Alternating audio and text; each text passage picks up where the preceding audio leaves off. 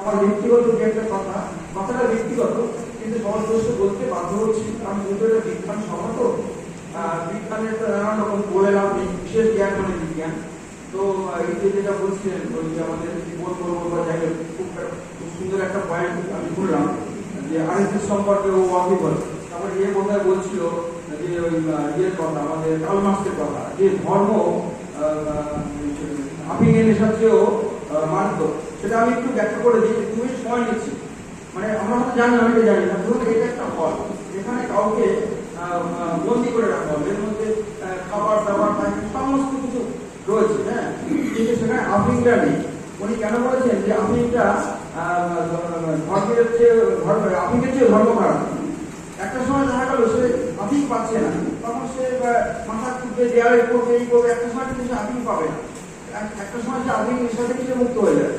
কিন্তু ঘরে যদি কোনো ক্যালেন্ডার দেবতামূর্তি নাও থাকে, সে কিন্তু কোথাও তাকিয়ে নমস্কার করবে, ভগবান আমাকে রক্ষা করে। তার মানে কিছু নেই, তাও সে ভগবানকে ডাকবে। তার মানে আফিংটা থাকতে পারছে, সে কিন্তু নমস্কার থাকতে পারছে না। এটা একটা ব্যাখ্যা। যাই হোক, আমি বলছি আপনারা আমাদের এখানে কোথাও দেখে থাকেন, বছর যে হলো একটা লক্ষ্মী প্রতিমা, যেটাকে আমরা লক্ষ্মী ঠাকুর জানি, অ্যাকচুয়ালি পুতুল। আমি সেটাকে ভেঙে দিয়েছিলাম। মানে এটা অনেকে বলে খুব কৃতিত্বের কাজ, কিন্তু না, এটা অনেকে পারে না। মুখে বলেছিল আমি পেঁপে গাছে পড়ে হাতে দিয়ে ভেঙে দিয়েছিলাম। আচ্ছা, এইটা বলার জন্য বলে না।